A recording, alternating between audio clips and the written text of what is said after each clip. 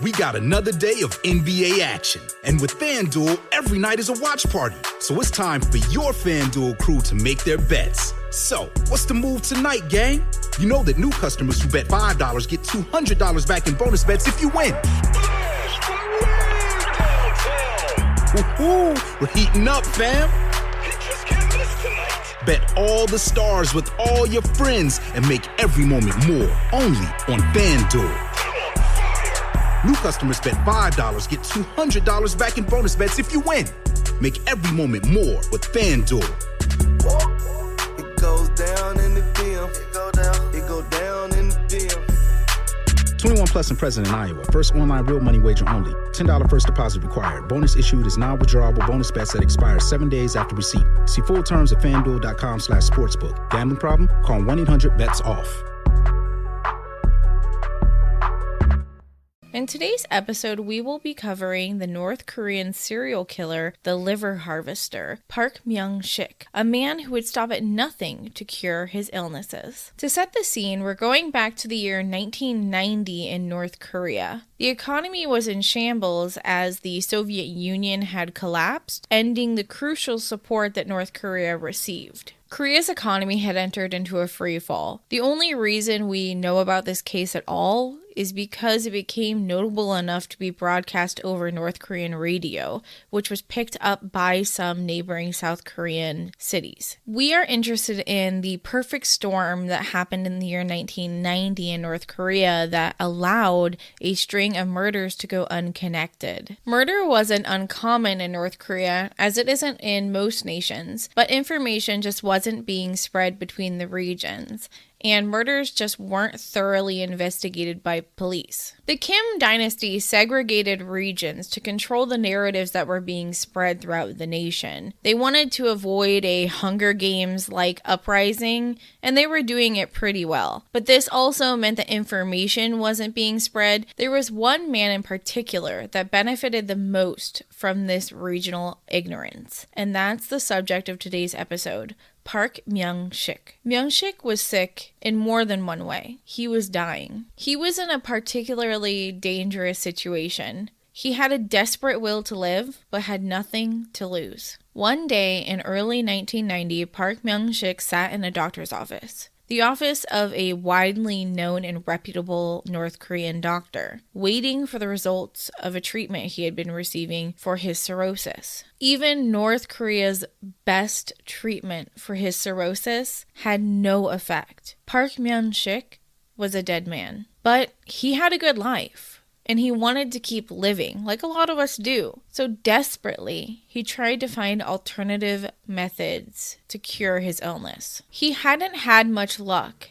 until one day when he went back to work, an alternative method fell into his lap. He overheard one of his coworkers bragging about how good his fortune teller was. Fortune tellers in North and South Korea often are shamanistic in nature. Less so these days, but commonly then they would also be holistic healers. Religions and spiritualism are forbidden in North Korea, even to this day, as religious freedom or freedom of speech would go against the control of the Kim dynasty. Myung-sik knew that it was against the law, but like I said, he had nothing to lose, and it couldn't hurt him or make him worse than he already was, so he thought it was worth a try. Myung-sik was known by his coworkers to be very quiet and professional, so when he approached his coworker asking for the information about the fortune teller, they agreed to introduce him. Myung-sik wasted absolutely no time setting up an appointment with the fortune teller. He met with them as soon as he possibly could. And when the meeting finally came, Myung-sik's personality changed drastically, going from a shy and timid man to a desperate man begging for his life. He fell to his knees, grabbed the arms of the shaman, and begged for them to save his life. He said, quote, "I'm suffering from cirrhosis of the liver. I don't know when I'll die, but please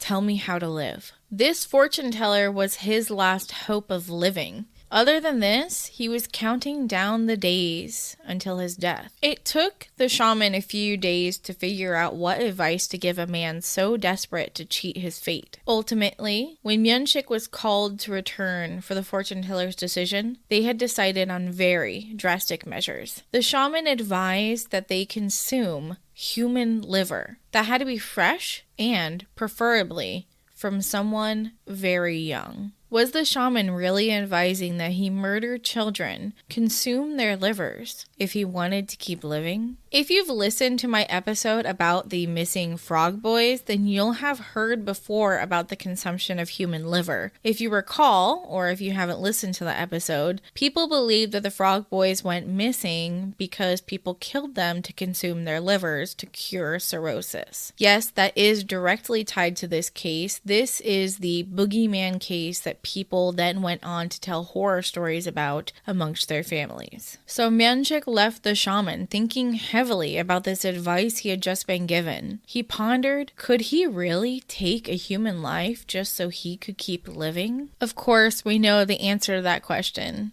We know the answer is yes. Park Myung-sik would begin plotting his first murder. Myung-sik meticulously planned who he would target. He knew that the schools would let out middle schoolers and high schoolers to go work on farms for a few months at a time of the school year as a way to have free labor. Myung-sik knew that the students who worked on these farms would sleep in dormitories on the farms that were unguarded. Lights out was at 11 p.m., so he waited until shortly after that to make his move. He snuck in and hovered over the bed of a 15-year-old girl. He placed his hands over her mouth, silencing her. Myung-sik unsheathed the knife that he brought with him and stabbed the girl once, killing her. He picked her up, placed her on his shoulder, and began to quietly leave the building. He planned on taking her to an isolated area in a field where he could take her liver, consume it, and leave before anyone noticed. But as he was walking through the farm, he heard farm dogs barking, and then lights